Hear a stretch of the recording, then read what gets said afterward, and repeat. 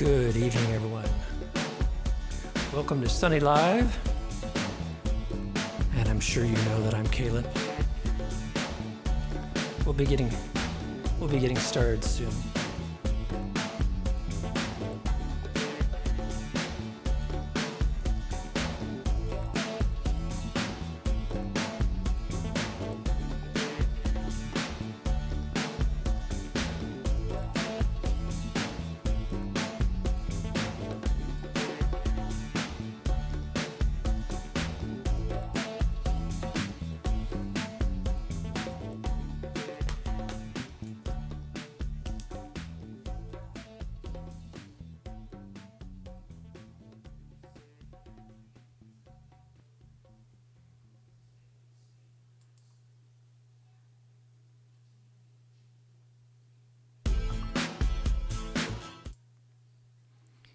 Good evening, everyone.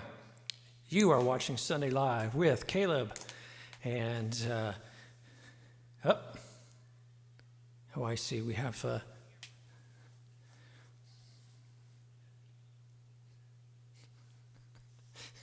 Hey Ed, could you drop your volume down? I'm getting a little bit of loop back.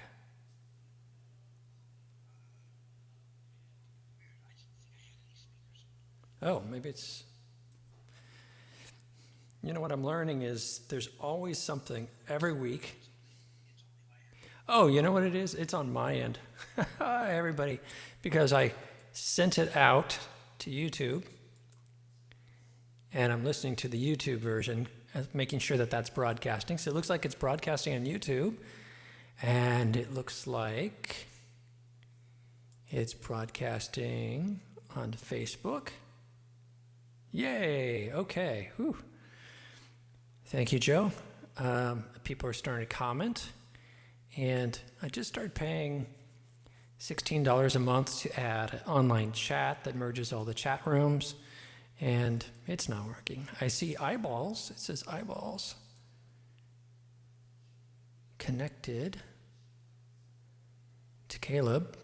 Connected to Caleb YouTube. Connected to Audio Terrace Official over on Twitch. But I'm not seeing it. Let's see. And if you look up in the corner page here, up that way, all the chats should be appearing there, but they're not. So I'll have to just monitor YouTube and monitor the Facebook chat. I'll send out a message over on YouTube. Hey, everybody. But we are getting closer. This today's show is special because I actually took a whole day off to just sequence it, getting everything laid out and tested. Of course, we had 3 problems show up at the last minute, and I'm just finding that that's just a part of it. You have to start about 4 hours before every broadcast testing. Today, we started 2 hours before. Last week, I started a half hour to an hour before. That wasn't enough. And I keep looking up here because I'm looking at these upper screens and the chat room, but you're right there. You're all right there. I don't see any chats over on YouTube, so I'm going to head over and to Facebook. Okay, cool. Yeah, okay, so we got a few people. Welcome, Lillian. Welcome, Joe. Welcome, Jeff. Let's see.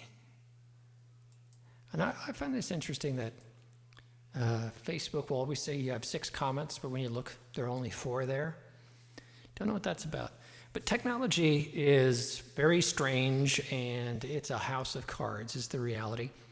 So what I've done is I've created a page off of my Facebook page called Software Sucks. I usually keep my sites pretty positive, but if you want to hear my negative side and my ranting, go to Software Sucks. You should find it as one of my pages off the Caleb Duarte page. So welcome, everybody. Let's see a couple people who said they were going to be here, but I don't see any comments. Hey, if you're here, go ahead and add a comment, and that way I know you are in the room, and we'll get rolling.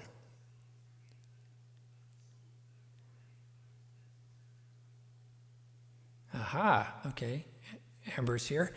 I do see that comments on YouTube will appear. That's good. So we're testing out the new technology. You can see over here that I sent a comment. So if you comment over on the YouTube page, it will populate here. It should be populating with Facebook and with Twitch, but it doesn't look like the Facebook one's working. Whatever. Onwards we go. I did send out the new meeting invites through the Caleb Band page. Please feel free to go there, like over there, because that allows you to do a series. Facebook has removed several features. One, they've removed the ability to do multiple events on your personal page. Then for a while this week, they completely removed the ability to book an event and invite people on your personal page. So that inspired me to go over and create a series of events.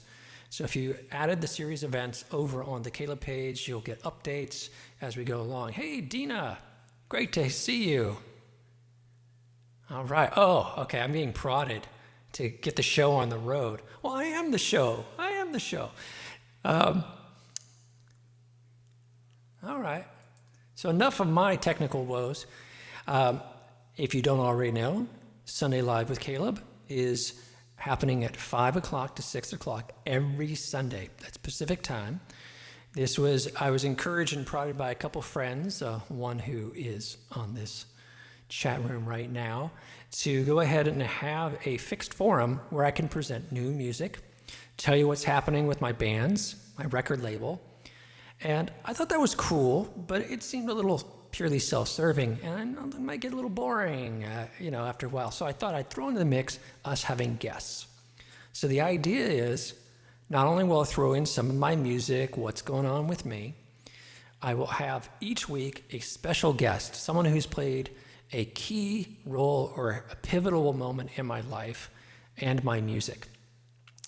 And today's guest is Ed Keller. And so we'll be going to him in a moment. And so Ed's a singer, keyboardist, songwriter, and has a long, long legacy. We have many stories to share with you today. So I'm going to sing a little song. As everybody knows, my voice seems to give out every show. And it seems to be, I don't know if it's nerves, the heat of the studio, but I'm going to sing a song anyhow. So here's a song called My Girl. Miss my girl, I wish you were here. Miss my girl, I wish you were near. We could talk, we could go for a walk. My girl, you are my world.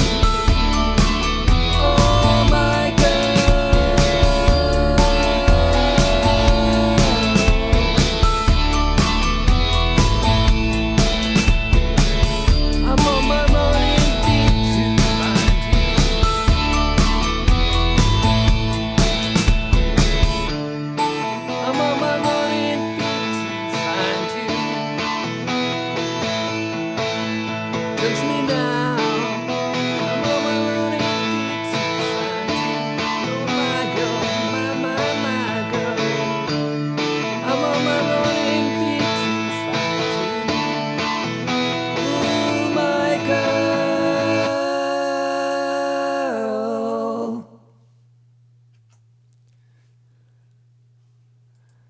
All right, so that was the song I wrote, My Girl.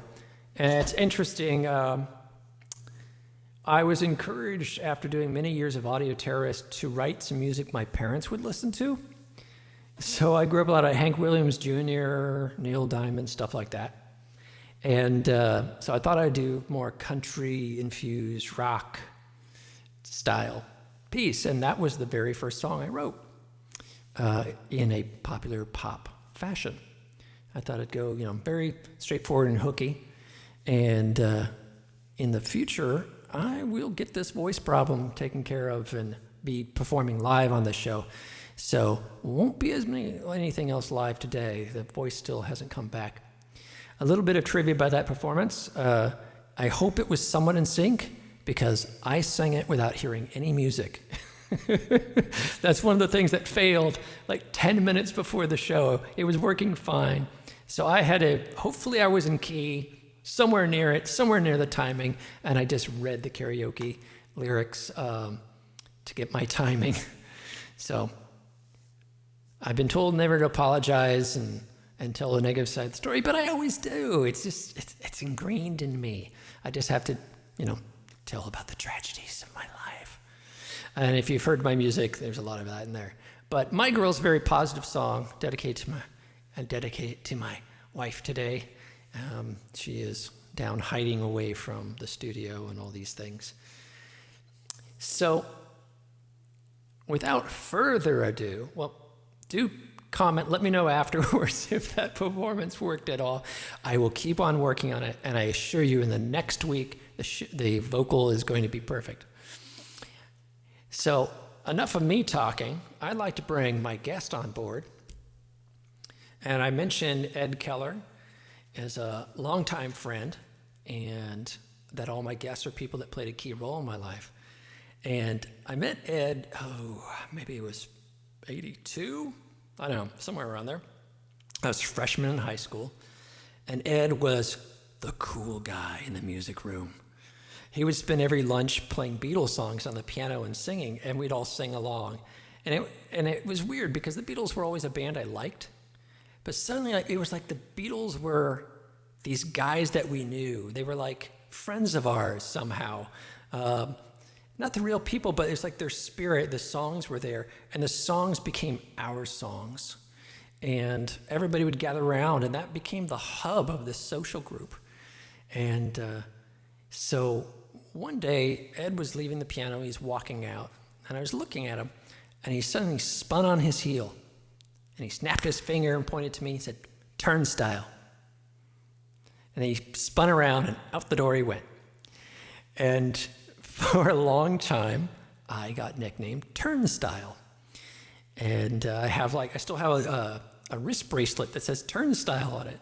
I don't have the t-shirt I had that said Turnstile on it, but I do still have a gold ring that says a T on it for Turnstile.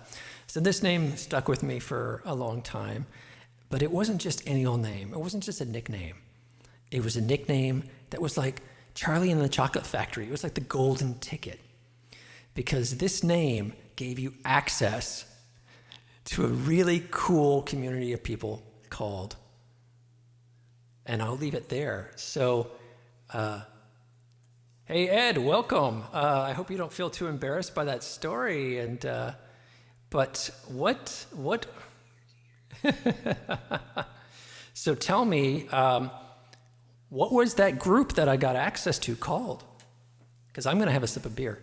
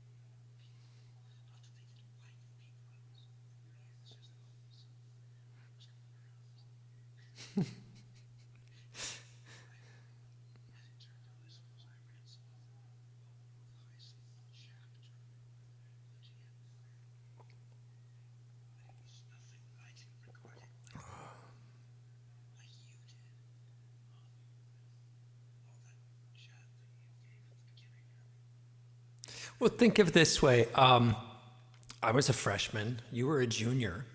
Oh, let me turn off the reverb on my voice. I'm no longer singing. Now you can hear me without reverb. So I had one social group before that. Oh, they said they can't hear you.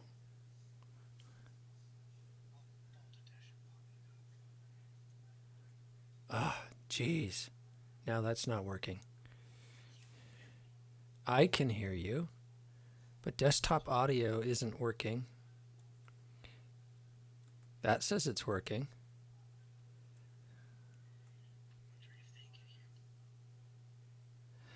Oh, I don't think it's on your end. I think it's on my end. So Ed was just blushing about my whole description of the Royal Order of the Budgie Empire, which was the group that I was brought into. And he was explaining that his older brother, did you say brother? Ed, switch your audio back on so I can hear you. I can't hear you anymore. I joke that yeah, Ed's going to rejoin the meeting. I joke that all meetings in the world that we now all do in teleconferencing and whatnot, we spend the first 10, 15 minutes saying, can you hear me? Can you hear me? It's almost become a badge of honor to say this. I was in a corporate environment for 18 years, and it was almost like a joke. Everyone like, oh, can you hear me, Bob? It was like a very social moment to say, can you hear me? And we're still there. So what Ed was describing was this group that his older friends were a part of. Hey, you're back, Ed. At least you're back with me. I can see in OBS that it has dropped broadcasting you, but I can hear you. I can hear you again. We were like testing this for 2 hours beforehand, and this never happened. It every week I keep saying it's getting better, which it is, but every week it's a whole new thing falling apart, not working. Earlier, you could hear everything but me talking. And now suddenly, and then you couldn't hear the karaoke backtrack. Now you can't hear Ed. So, yeah. So I'm just going to have to translate for Ed. Ed will be on screen. So I will describe what he's describing to me. So back to the story. The Royal Order of the Budgie Empire. I'd been a Dungeons and Dragons DM master since 6th grade, but otherwise I hadn't had any other community. So this was the first time I was invited into a community of older, creative musicians. And they all had these names, these code names, or their budgie names. And when you were brought into the order, you would get a T-shirt that had a tuxedo printed on it. And it said OB, our Order of Budgie Empire, some OBE. OBE, like in Britain, right? That's probably where it came from. Order of the Royal Budgie Empire. And then on the back, your name would be in like these block letters in gold, like you were on a football team. So the school I went to in San Jose was very football, sports oriented. So suddenly there was something like that, but for creative people. And not just, hey, I sing music or that, but the people who are really artistic. And so I was a great honor in that moment. They spun around, gave me a nickname, and I was in the club. That this was a choir group that met in a choir room. So when we weren't singing in choir, Ed would be playing piano, would be singing along, and whoever he thought was the coolest of the cool would get into be in the club, and we'd have little social gatherings at people's houses.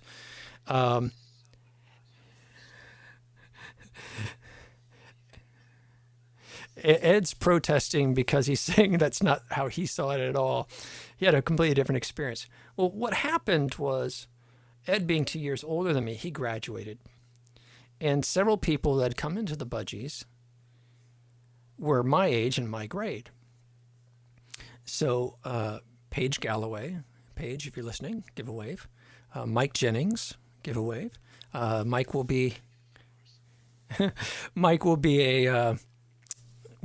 a guest in a few weeks talking about our creative work together. And the Jamie and Tamara and I know your face. I'm thinking about you. You're the last person I saw face to face a couple years ago.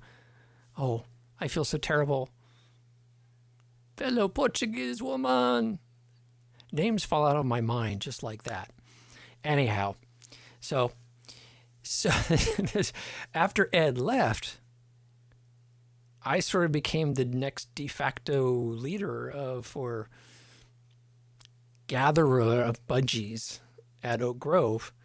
And Ed was like this mystical character that had come and gone, like sort of, religious figure that had come, inspired all of us, and moved on to some other place. So it became big legend. And every year we'd go on choir tours, on the tour buses, and then there was younger generations that came in and heard the rumor of the Budgies. And so it really grew into this quite strong thing. And several of the people who I met through the Budgies went on to become lifelong friends, creative collaborators, and whatnot. So yeah, the Budgies grew into something more than you ever intended, Ed.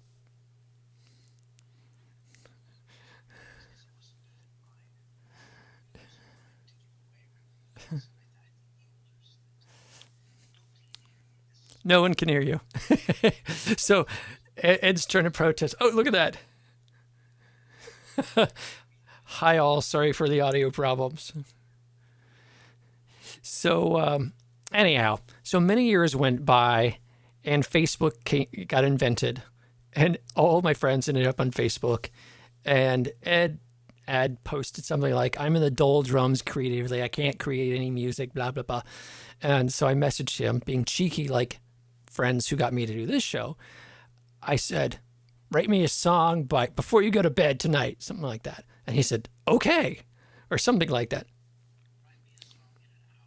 Oh, I said, write you a song in an hour.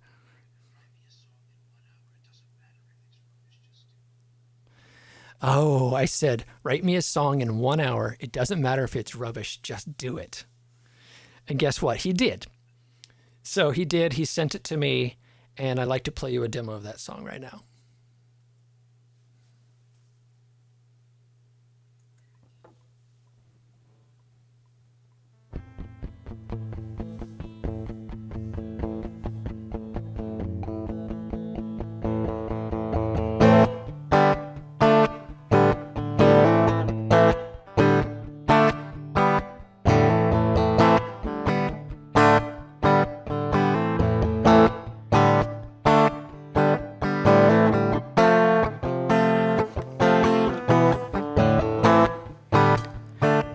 Passing through on their way to somewhere, and you never know, but you maybe just see them in the dark, or maybe not.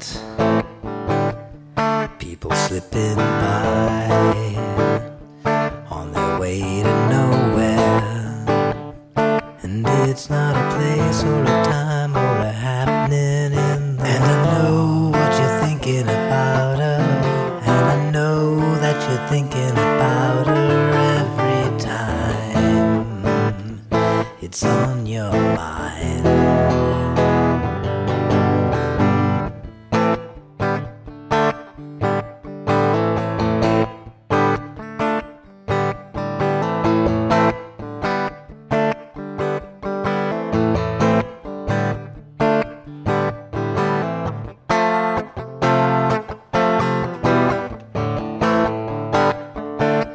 Drift along, unaware, unanswered, and you can't believe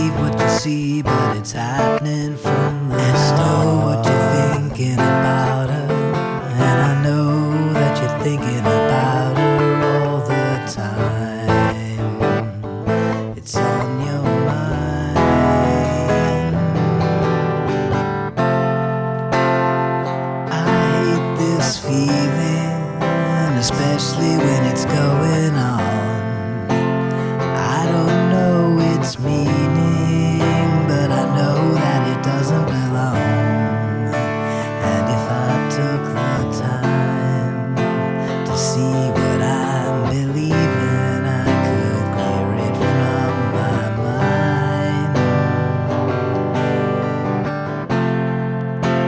Take away this feeling, but not when it's going on. It courses through my being, reminding me of some other song.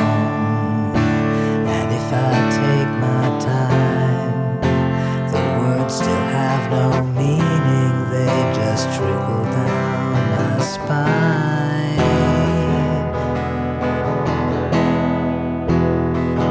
And that's just fine.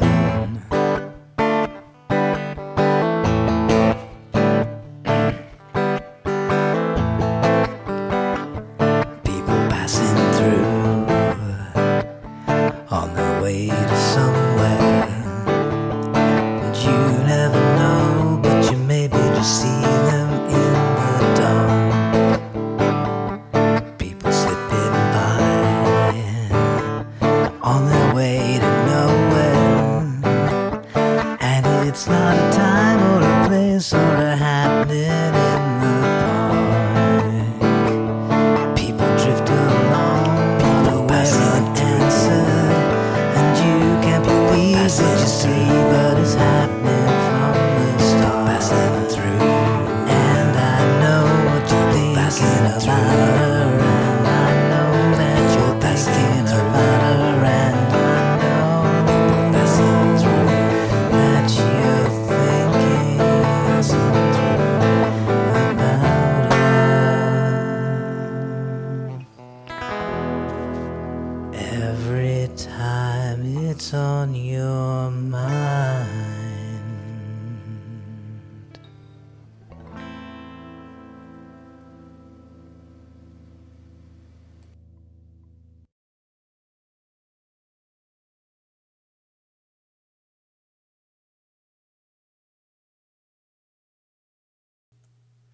All right.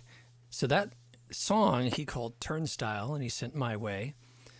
And the whole goal was for him to, he said that what he did was he wrote a song for me to sing. So he named it after my budgie name. And so that came in to the hopper. I was working on the Caleb solo album, Brilliant Dreams. Check it out on caleb.bandcamp.com. And so my producer at the time, Tyrone Stanford, who will be doing a guest appearance at a future show, I think maybe 2 weeks. He took a look at it, and I took a look at it. I said, hey, I really want to do this song. It's a really cool song. And it says he wrote it in my key for me to cover it. So that's what we set out to do. And one of the people at the last week's session wanted to talk about the creative process. And I think there's this myth about the kind of rock and roll hero with this great inspiration. You know, Roger Waters wrote Pink Floyd The Wall. And the truth is far from that, right? Roger Waters wrote a bunch of songs. It was a jumbled bit. He had a rough idea. But it was the producer that sat down and organized what became Pink Floyd The Wall. He actually wrote a whole script of how the songs would fit together and turn it into a concept album. So quite often, things are a collaboration from the beginning.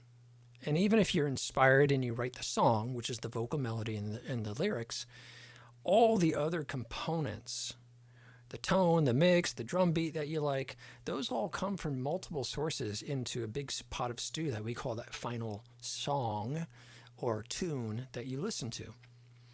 So when I heard this song, I thought, well, it doesn't say Turnstile. It says Way to Somewhere. That seems to be the name. So I changed the name to Way to Somewhere, and then had put some elements to it, started creating the track. And then Tyrone came up with this very soulful electric guitar part. We put that in the mix, and we just kept adding and mixing, and the song just evolved into something completely different. Now, I recently asked my current producer, Tim, and Tim has told me how to pronounce his name 1,000 times, and I still messed up. I'm going to call him Lehane. It's Lehane. That's just what it's going to be for me. we are working on an acoustic album. And we're doing acoustic versions of Audrey Terrace songs. We're doing acoustic versions of Caleb's solo songs.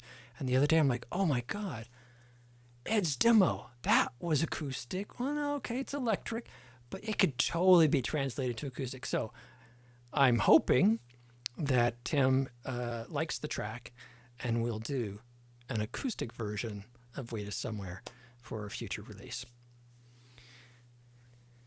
So this is the creative wheel, I call it. Tori Amos once said, when you perform for an audience, you give out energy and the audience gives you the energy back. And what you do with that energy is you give it right back to them. It's not yours to keep. And that gets the wheel going. And the wheel starts turning. And that's when the magic really happens. I see a couple of people have joined the chat here. Lisa Batten, Avalon from the Order of the Royal Budgie Empire, is present and accounted for. And oh yes, and Ed has been talking to people. That's cool. Thank you for doing that, Ed. And yeah, so that was the process. So you just heard the demo, and or that Ed's version. And now I'd like to play you what the result out my end is. Now, you don't have to pick favorites. You can like them both. I wanted to show what happens when you go through this creative process of pulling things apart and rebuilding them, and how different the result can be.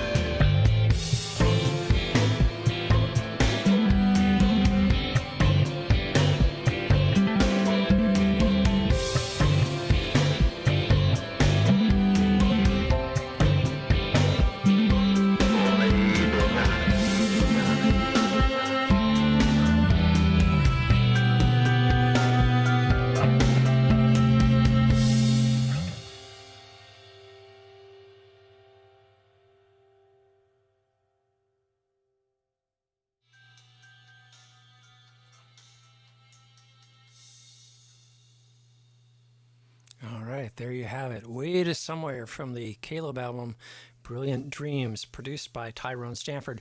You could hear Tyrone doing the backing vocals there, especially during the end.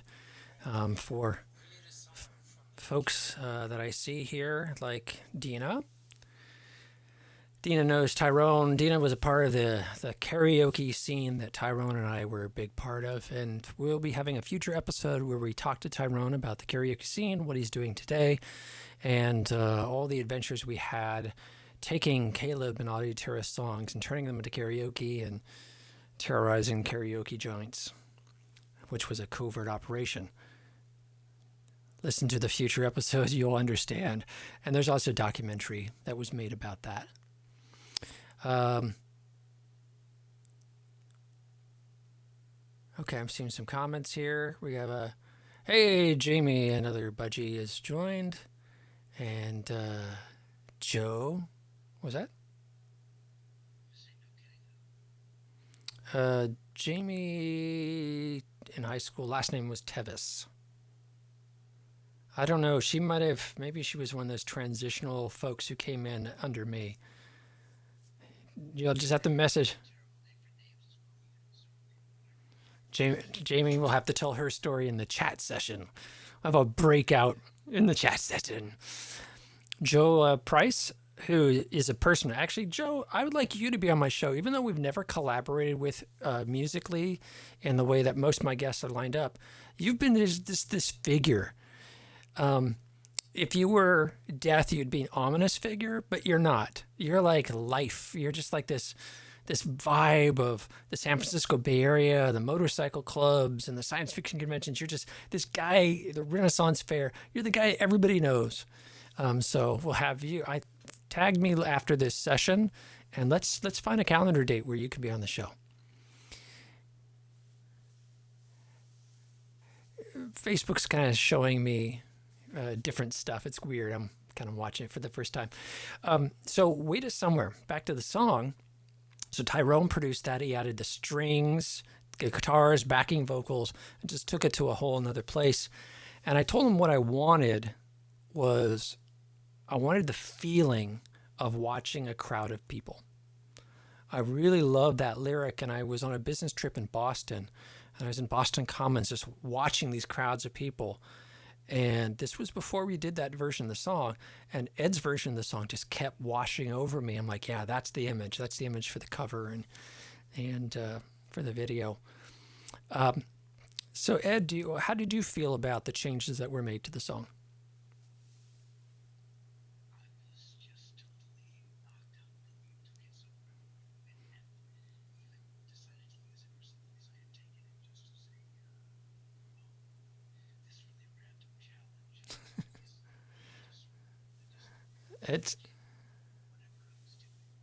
So Ed said, no one can hear you, which is terrible because Ed is a great storyteller. He's a fantastic storyteller. So yeah, I've got to tell everybody what you're saying. So Ed was talking about, for folks that want to hear Ed's voice, what we're going to do is when we wrap up the full main show at 6 o'clock, we have a special feature called After Party, where we go on for 15 minutes, 20 minutes, and a half hour, last week an hour, where we talk more in depth about different subjects. So we're going to try to reboot Ed and get his voice on. So stay on the show after 6 o'clock, and we'll get Ed talking to you all. He's just talking about the whole process of putting something out there and then coming home from work one day and finding this thing that's come back. It's like a boomerang that comes back to you, and you're like, wow, okay, yeah, it's gone all these directions. This thing, this spark I created, went out into the world, grew up, became a teenager, got a job, career, whatever, and came back home. Those are my words, not Ed's, but I'll let him hopefully talk later about that specifically. It's about technology again. My mouse has now failed. So, we're just soldiering on here. And there's Ed. This would be the part where Ed would talk directly to you and promote his Edward of Sim project. Ed's in a cage. We've been practicing since like Tuesday for this broadcast, and everything worked. So Ed was really ready, up and going. And of course, technology being what it is. Let's take a look at these chats. Okay. Yeah. Okay. Cool. Yeah. I don't know. I guess Jamie says he was never a budgie. I guess maybe we didn't do it later, and the budgies just living. I am getting older too, Ed, and how I remember things might be a little skewed. So,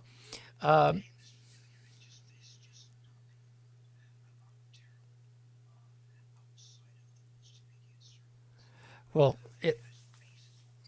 it has been a long time, long time. Oh, Sherry Tahada has joined the chat and say hello. Welcome, Sherry. And, folks can't hear your voice. They'd really like to hear your voice. So I'm going to play a newer track that you sent me the other day. And I was just like, oh, I love it. I love it. And I want to share that with folks. So here is Ed's voice, but in a song.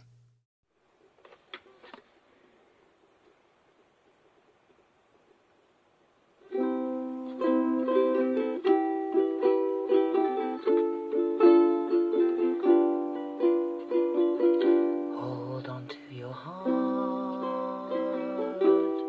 girl in the dark.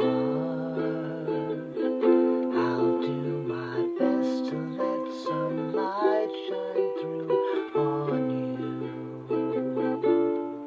You deserve to be outside, but I fear we'll never know you. I'll never get to show you what it means to be alive. Hang on to yourself, girl on the shelf. Please never feel ignored or left behind in my mind. You'd be so damn good at living, yet it still will be denied you. Couldn't lose you if I tried to, but you'll never come outside. It's all too real.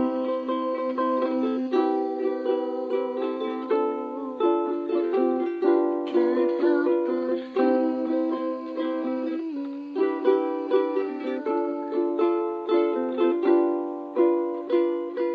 Try not to cry, girl on the slide. I'll hold you close in every single way that I can.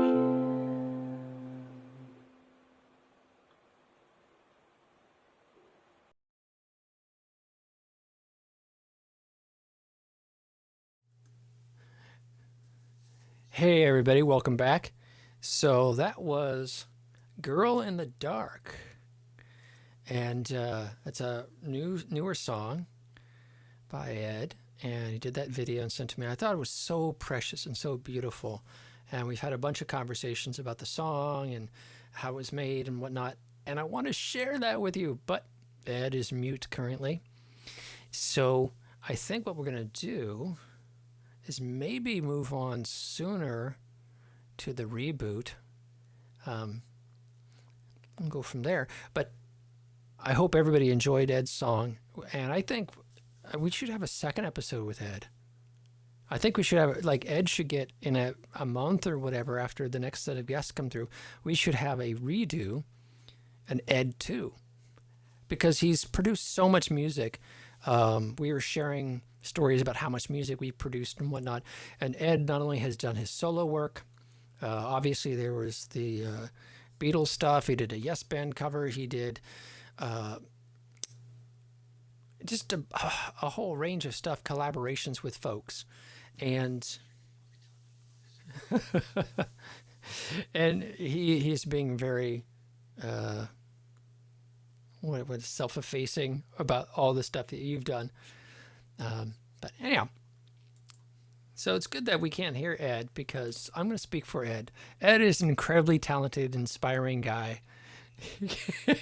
Okay, okay. I got the finger. I'm getting the finger wag. Don't speak for me. Okay. Oh, by the way, everybody, if you don't know this, Ed is in England. Has lived in England for how many years, Ed? 1996. Whatever. You guys do the math. So he literally is up. This is what, almost 6 o'clock. It's like 2 in the morning there. Oh yeah. So he's on screen trying to talk to us at 2 a.m. in the morning almost. So give a good shout out there for Ed being willing to do this episode. Um, so I played that. I'm gonna in the after party. If you stick around, I'm gonna play several other projects.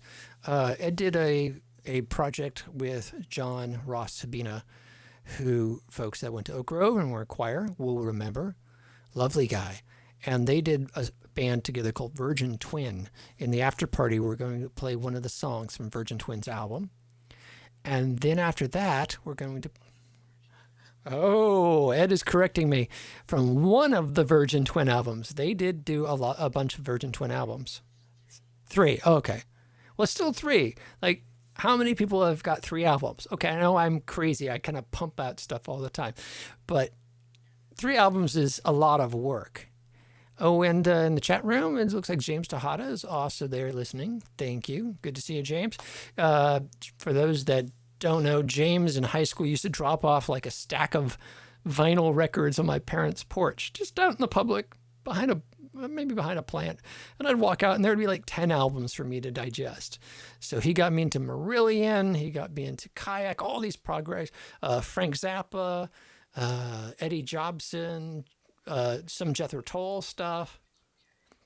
So Ed is sending out a thank you to James for Klaatu and UK. UK just didn't connect with me, but oh my God, Klaatu. Oh, that first album, I listened to that album going to bed every night, probably drove my parents nuts, and I became a huge Klaatu nut. If you've never heard Klaatu, if you like the Beatles, I know this is a terrible thing to say, Ed, but if you like the Beatles, listen to Klaatu. They did 5 albums, extremely creative three Canadian guys. And it blows me away that they produced it all themselves. Where the Beatles like walked in, they were 4 guys, they had a producer, a whole team around them. These 3 guys produced like Beatles quality records, just the 3 of them in Canada in their spare time, which was amazing. So welcome, James. All right. So in the after party, we're going to not only talk about Virgin Twin, but also the Gilgamesh Project, which is an incredibly vast piece, the books of Gilgamesh. And so we'll talk about that after party. But for now, we're going to wrap up the main part of the show.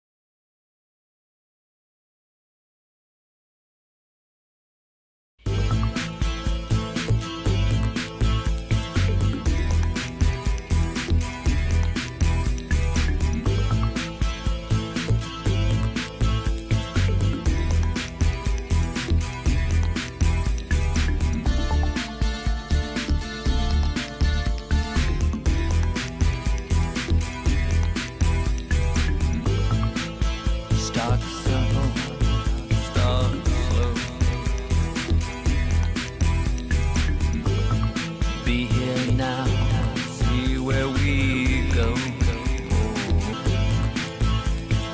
Cherries and the dance on a tree, storm the temple. Cherries and the dance on a tree, drop to the ground, kick the dirt around, pull on the grass and scream at the sky. Drop to your hands and toss the dirt around, pull at your hair and scream at the sky.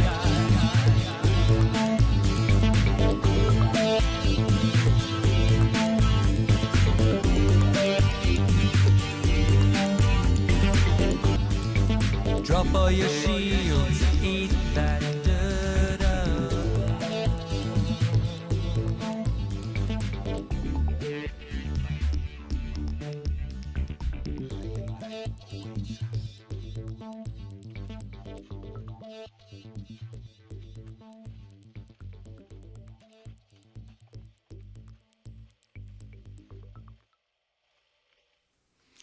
So that was the Holy Mountain Audio Terrace remix.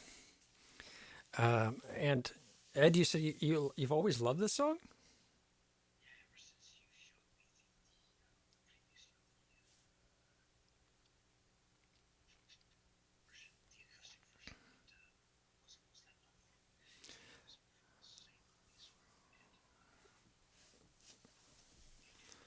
Ed's describing. Yes, it was on the same album as A Way to Somewhere.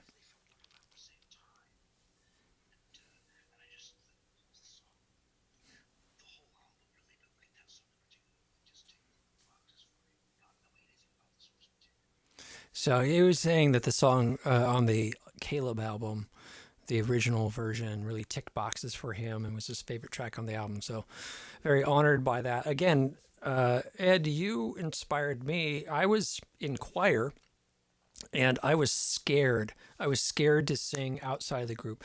I was hiding in choir because I thought I had no talent at all. And you guys were also talented. You were the demigods, and I was just a moocher who was like hanging out. And if I hid in a 20-person choir, I could be part of the club. And I eventually realized this about myself and quit choir at my second year of university and started recording. And I took the early Audio Terrace recordings, re-released them, cleaned them up, started adding more material to it in 87, 88. And Audio Terrace was born. And yeah, so for you to say that you appreciate something I've done is a huge, is huge for me.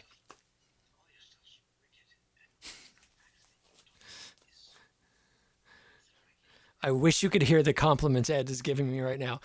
When you're an artist, you kind of live in this very isolated place, unless you're in a band, right? And it's a social group. If you're a home artist, you live in a bubble, and it's sometimes very hard to know what is making contact with people. I did a really quick just song as a B-side called Take Me Back that I'll play on a later show. Ed's trying to speak. Oh. Yeah, they can't see that, Ed. They can't see what you're saying. Stop complimenting me. I hate compliments. Okay. Tell my wife that, please.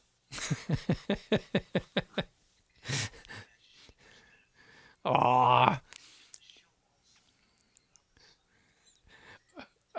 Right.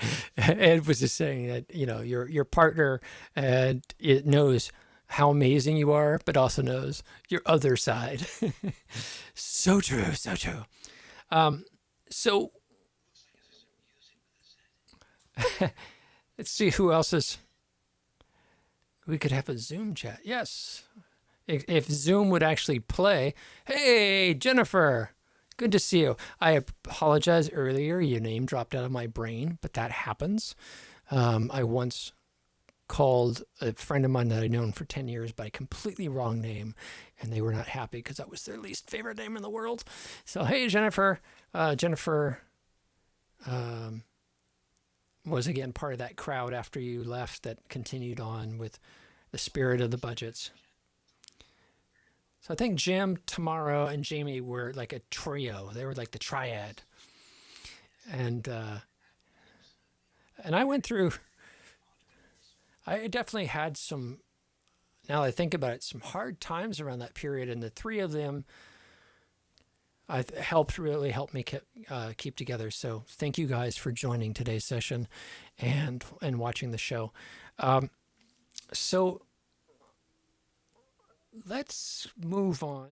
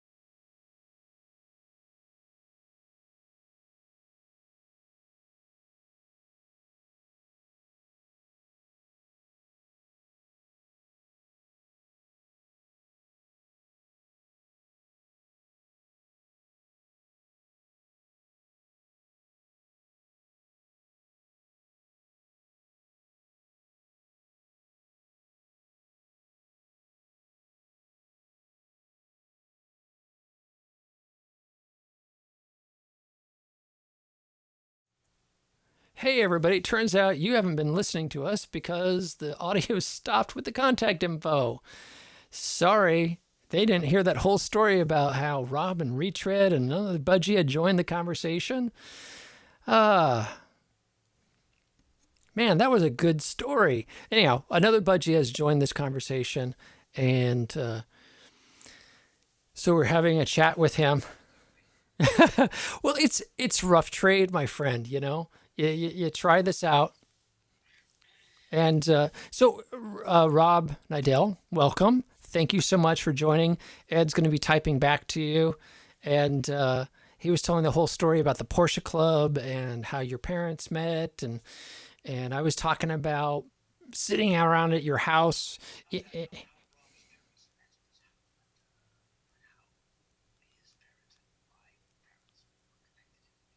Okay. All right. I think your story is more accurate. My story is more entertaining. All right, I'm going to stick to it. So we'd go over Rob's and hang out, and we'd be like sitting in Porsche tires. And so Rob's budgie name was Retread. All right, so let's see here.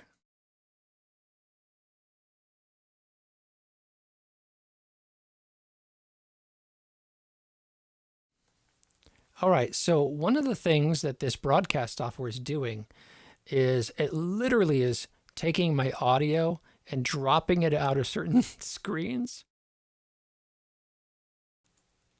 But if I copy and paste as I go along, I can add my voice back into the slides. So this slide was talking about my bands and whatnot. And I've realized we've been talking for 5 minutes. Nobody's messaged, hey, we can't hear you. Have they? So I don't even know if you guys could hear me or not, but hopefully you're still there, still listening, still waiting for Ed to be able to speak. Yeah. So obviously this is all still somewhat rough, but every week there are improvements. Keep coming back for more. Again, if you need to drop off because you've got a busy Sunday, feel free. And just check out the event schedule in the comments of the Sunday live sessions. We'll list who the guests are. And I was saying earlier, since Ed kind of got robbed because we practiced this for 2 days this week, I'm going to bring him back on a later show. So if you'd like to see Ed again, he will be a return guest if he is willing.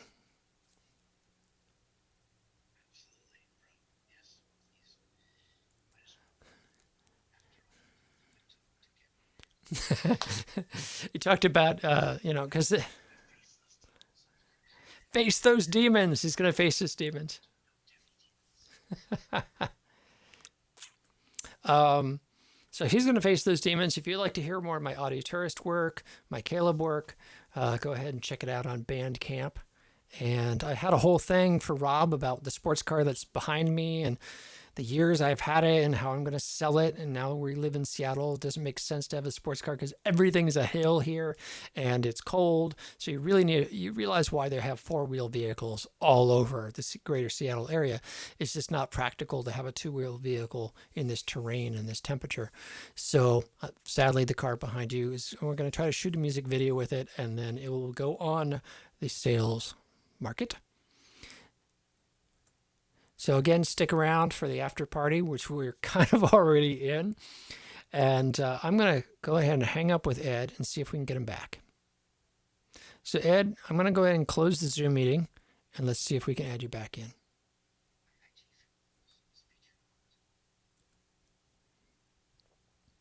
All right, I'm using Zoom. Going to restart. I don't think it's a problem with Zoom. I think it's a problem with Open Broadcast System, which is the platform I'm using to do these sessions. It seems like it's interaction. Sometimes it's Windows. Sometimes it's Open Broadcast System. That's the challenge.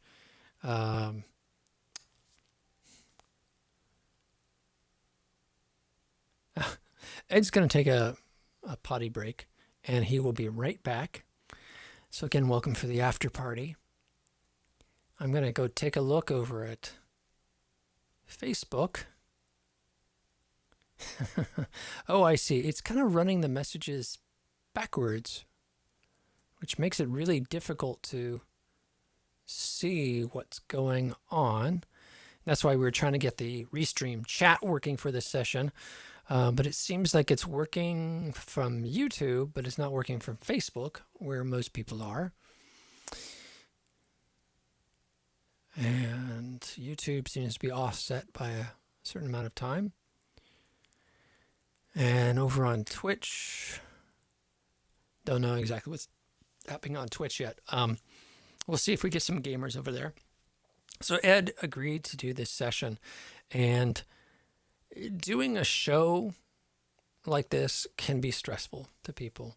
I had one folks, when I was trying to put them up for an online show a month ago, get rather stressed out. So I am very thankful that he faced those demons, came on the show.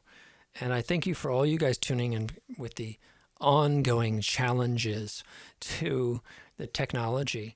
But I'm learning the technology, getting better at it, being able to sequence things so that you guys get to see more and more shots and angles. My goal is for this show to eventually become very polished, and but it takes time to build these things. So keep coming back for that.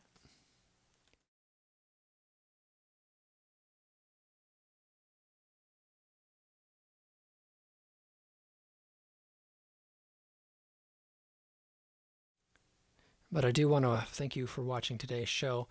Some of the slides here just don't have my audio anymore. So I'm just going to copy and do things like this. Hey, now I'm pasted on the thank you screen. So now you can hear me while I'm doing the thank you screen. Yes, it is 2:17 in the morning with Ed in England, Jennifer. And so we'll get him back and get him on the earlier side of the show. Let's see here. We have a couple things. Let me paste my vocals, at least into the other screens. Such as here's the after party. And here is where Ed's face will appear. And to keep things going while Ed's away, I'm going to skip ahead. There's a project that Ed did with John Ross Sabina, who we all went to choir at Oak Grove with. And here's a song that Ed did with John Ross.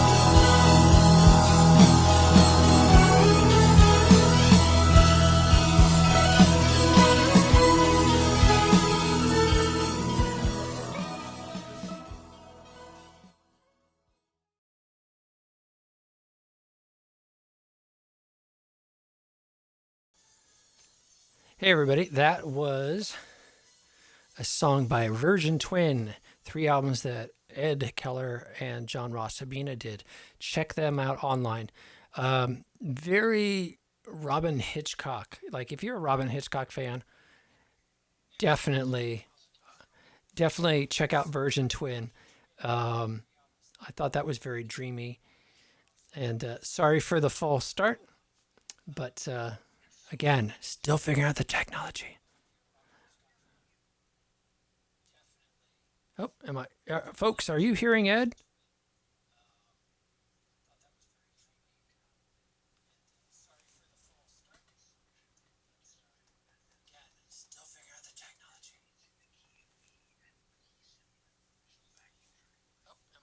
Folks, are you hearing Ed? Nah, nobody's hearing you. That really bites. So we'll do again a test, and we'll do another test, and we'll get you back online, folks. Be looking forward to Ed speaking with his own voice in the future. Yeah, Lisa says no Ed. Jennifer says no Ed. Sharon says no Ed. Hey, folks. What I'll have to do at the time like this, where Ed can't speak with his own voice, is bring back a friend from episode 1. Hey, this is yeah, nobody can hear you, Ed. So Ed's swearing right now because on our pilot episode, we channeled Ed's sleeping soul into this sock puppet, and he visited the show and had a lot of great words of wisdom there, and talked about his creative art and struggles and all that sort of stuff. But it turned out that Ed didn't really like having his spirit stolen away in the middle of the night and put into a sock puppet that kind of looks like a shark, or I don't know, a snake or something like that. But I thought, hey, it would be appropriate. He hasn't had a chance to have a guest appearance since the pilot, so if you like the sock puppet, vote and he'll return to future episodes. If not, he just might get axed. He doesn't like that idea. Okay, well, let's put you away for now. And so Virgin Twin. So how did that get started originally, Ed?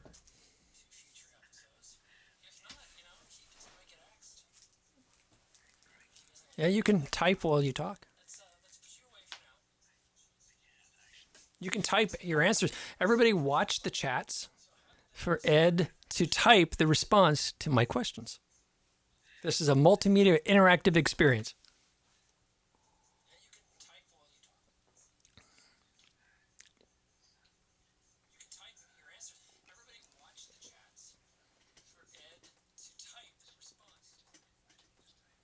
Just type, man. Just type. This is the after party. We're looser now. It's gonna be more detailed questions. If you have any questions for Ed, go ahead and type it in the chat, and he'll chat right back to you. And then I'll just sit here and enjoy this lovely Tripel beer that I just picked up. I went total pandemic style today. I wear the Burning Man face mask, and I got my glasses on, and went and stocked up on a year of food. And so I hope all you guys are doing okay out there.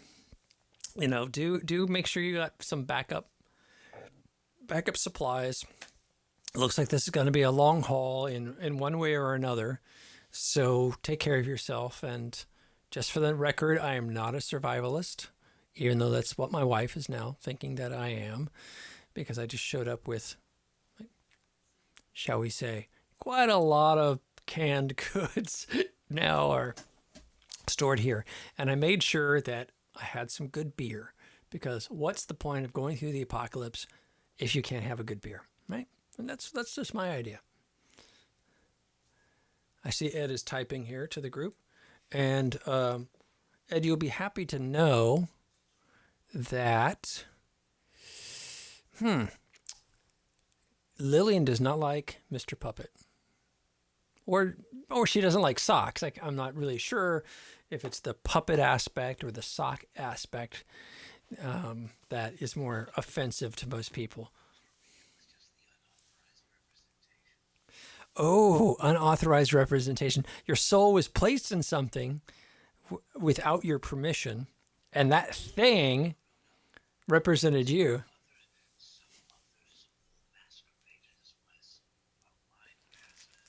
Oh, oh, I see. So you're saying that that wasn't in fact you channeled in the sock puppet at all. It was in fact someone masquerading as you channeled into the sock puppet. Ooh, that could be definitely some legal problems. So we'll have to look into that. I'll have my staff look into that. One of the other projects that Ed worked on is, get me this right, the Books of Gilgamesh. What was the title? The Epic of Gilgamesh. So if folks aren't familiar with the Epic of Gilgamesh, this was a Babylonian, Akkadian, Assyrian. Yeah.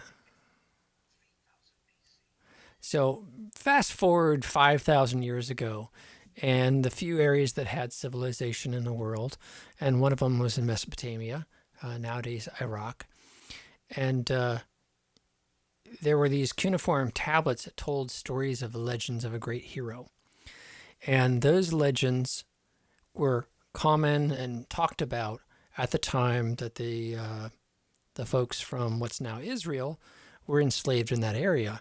So they picked up those stories and made them their own. And you get the story of Noah and the Ark and a lot of variations on the earlier stories of Gilgamesh. So these tablets were found, and that was the connection to the modern society. So they did some music pieces based on that and based on all these 12 tablets. So Ed, does each tablet use the text, or each song uses the text from that particular tablet?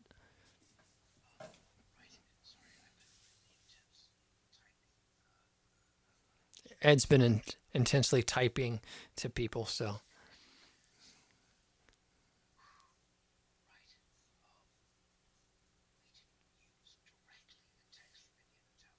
Okay, so they didn't use the text directly, but they based it on it. So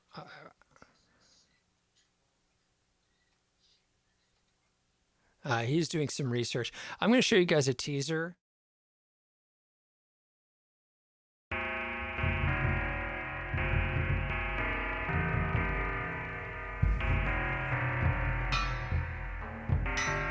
This is a brief teaser of the Gilgamesh project with his buddy in England, who they did the 12 books where they recreated the 12 books of the Epic of Gilgamesh in song and lyric form.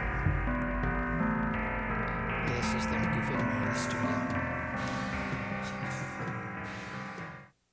So Ed, I just showed everybody the little teaser clip of the Gilgamesh collaborator and the project.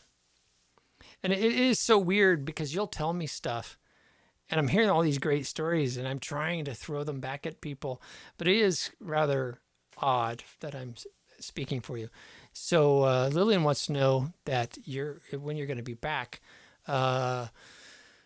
Next week we have Tim Lehane, who's my current producer and collaborator on both Audio Terrace releases and Caleb releases. After that, I believe is Tyrone Stanford, who was my producer during the 2010s, 2009 through, I don't know, for a long time. And karaoke buddy, and he really opened up the karaoke scene to me. He was, the king of karaoke, and I wish we had iPhones and whatnot like we have now, because there are the incredible performances that I wish were on video that just aren't. Now everything's on video and out there. So it's like there's a pre-iPhone universe and a post-iPhone universe where everything is accessible. But back in the day, you only could access professional product. Everybody wasn't online and broadcasting. So you missed out on a lot, but you had to be there. And there's a lot of folks from the karaoke scene that I'm sure will dial into that show. I lost my train of thought. anyhow, that's one of the next shows coming up. Take a look at the calendar. It's going to shift a little because my mentor and university mentor, who really, if I was going to say anybody who saw me for who I was and my potential creatively and set up the whole future of my life, that was Dan Wyman. So I'd like to have Dan have an episode. He's currently working on symphony, a quartet, not quite sure, but he's currently working on some music, so he might not be available. For those folks that don't know Dan, Dan used to ghostwrite for motion pictures. He ghostwrote the entire soundtrack for the movie Halloween, which got him his professorship. And he ghostwrote on Apocalypse Now, Missing, just tons of films, albums, Georgia Moroder's albums, Sparks albums, where he did all the synthesizer work. People came in with the songs, and he was the ghost in the machine that made these people famous for the synthesizer stuff, but he actually is the guy who did it. And eventually got a professorship, got out of the industry, and because he told me a story that the last film, the break moment was he was given the soundtrack to Tron and told that his name would be on that soundtrack. And then at the last minute, they told him, no, Wendy Carlos is going to get the gig. She's more famous. She did the soundtrack, blah, blah, blah. And, it was just like, it's the Hollywood industry. And so he wanted to get out. So he got the professorship, came to San Jose State. And I quit choir and I joined Dan's world. And I went from hiding to saying, I don't care if there's one person or 100 or 1,000, I'm going to do my thing creatively, musically. And that's all to Dan. And my master's program in multimedia that led to this studio that I'm sitting in. And everything really came out of being a student of Dan's. So I'd love to have him on the show. Again, some schedules might change, so watch for the updated names in the next week or so. Check in, or just check out every episode so you can see Dan and Ed and Tim and Tyrone and get to reconnect. So having said all that, I'm going to play a track from Gilgamesh. I think this is Tablet 7, House of Dust. And here is from the Tablets of Gilgamesh.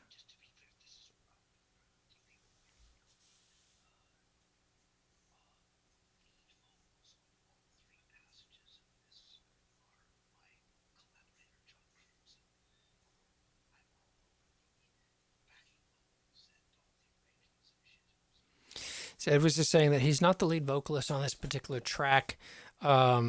Backing vocals, he did worked on the arrangements, etc. So it's a real collaboration. And let's play a bit of that.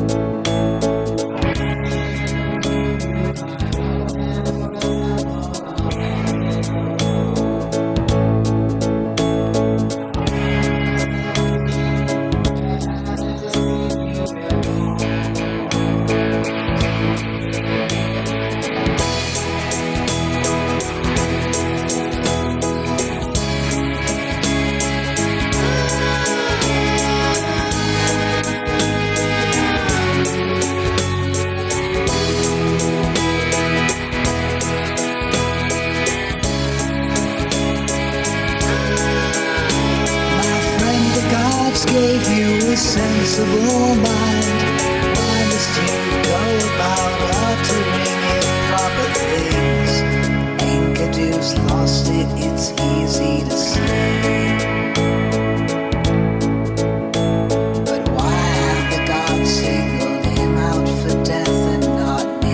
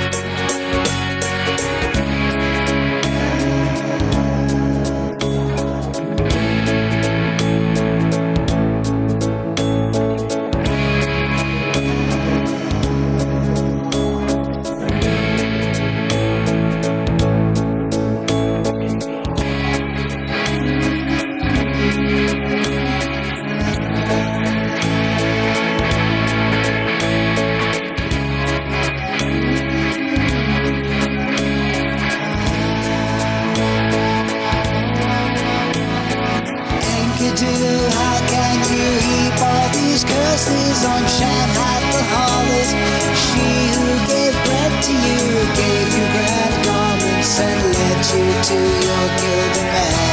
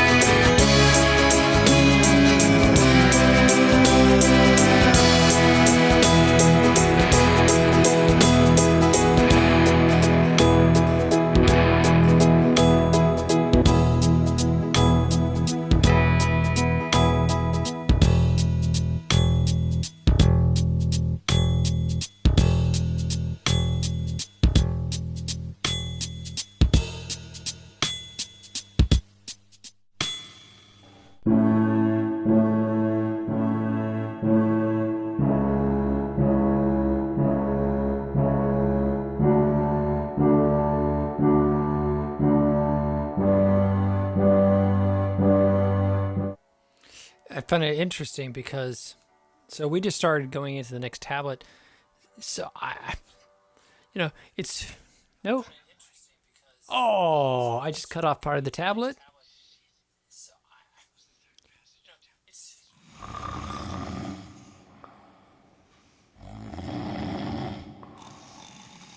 It's kind of a spoken part there, but so we gave people a taste of these Project Gilgamesh tablets of Gilgamesh, and if you look online anywhere, YouTube, whatever, and look up the Legend Gilgamesh, you'll find all this stuff behind it and how it ties in with modern times, and one of the first civilizations in the world connected to our civilization through various channels. And so I think the fact that you guys went back to the original source and got re-inspired by that was really cool. I did something similar with Caravan of the Soul, a song of mine, where a friend had done a track with a Persian friend of theirs that used a Rumi poem, and I did a remix of that song because I thought it'd be a good club dance hit. And then they didn't weren't interested in it. And I went back and then wrote my own lyrics based on the Rumi poem. And then Tyrone helped me reinterpret certain parts of it. And that's the collaborative process. And this, it's kneading dough and folding it back on. So, yeah. So, Books of Gilgamesh, where would people go if they wanted to hear that? They love that track and they wanted to hear the 12 tablets. Where would they go? Could you drop that in the comments? All right, everybody. If you like that track and want to hear more of a modern interpretation of a very early human civilization legend, earliest, yeah, I think it's the first, yeah, because everything cuneiform before that was tallying, like how many bushels of grain I sold Bob on Tuesday for his one chicken. All the early cuneiform writing originally didn't come from storytelling at all. It came from accounting and documenting business exchange. And then eventually people realized, hey, we can actually put our words down in this form and communicate the words and tell stories in a written form. And Gilgamesh, as Ed was saying, is probably the first literature, the first writing of a story that we have access to now, which is incredible. Archaeology has revealed this whole history of writing and how humans write and their connection to those stories. Yeah. Go archaeology.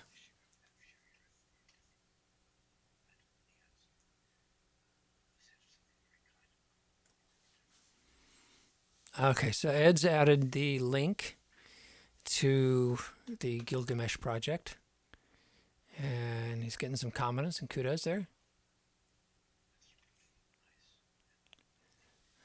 All right.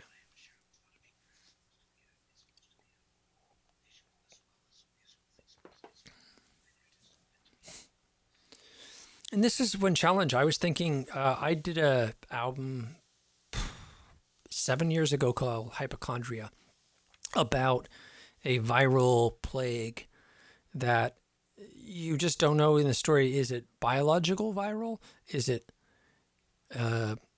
intellectually viral? Is it a virus of fear? Is it a virus of words? And we did a bunch of versions with Tyrone, and I was just never happy with my vocals and the production. So it has sat on the shelf. The instrumental music is by, I'm spacing on his name. It'll come back to me. A guy I met, and he agreed to let me use his music as the basis for the songs.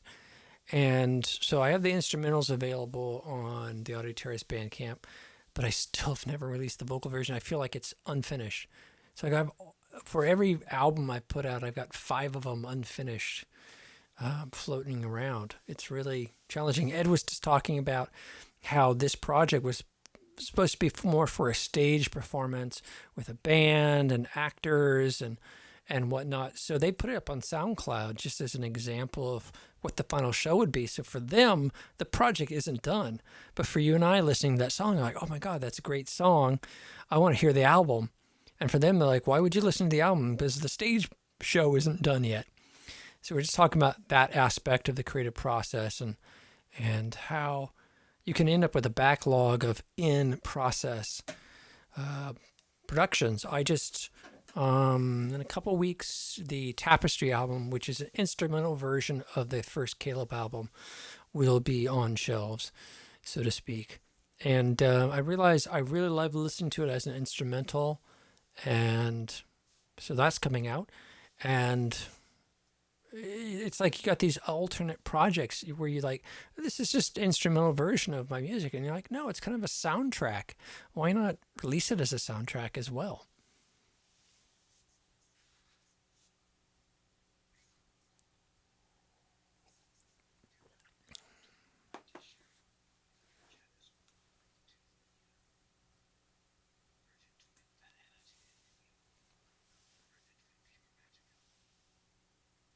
Okay. Ed was just talking about he also put in the comments the version twin information and whatnot. And by the way, are folks enjoying the after party? Because my idea is took me to do that first half of the show, took about a day and a half to get all the assets, the videos, the slides, get all that together. That'll become more streamlined in the future, but it is about a day investment for that first hour. So the after party, the idea of that is this is the simpler part where I'm not worried about changing screens and whatnot. And each week we seem to be going a good hour into the after party. And if you guys would like me to continue that, just mention that in the comments. I do think that we should wrap it up because Ed is 3 a.m?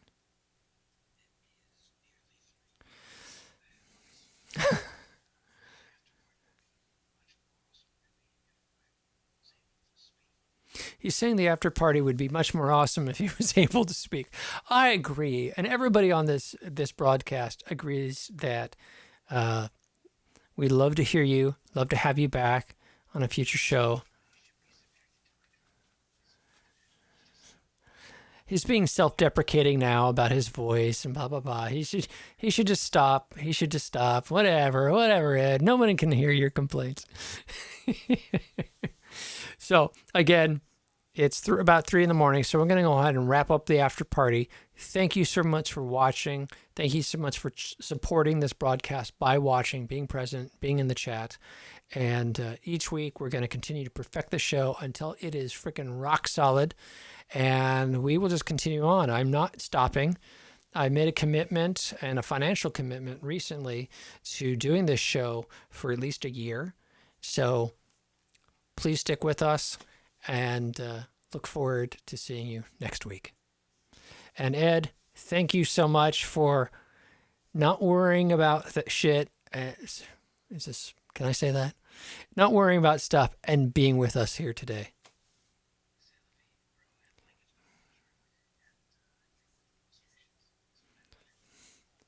All right, man. Let you get to sleep. I'll put, be seeing you. We got that connection too. We haven't even talked about the prisoner. We got a lot of ground to cover. All right, man. Ciao.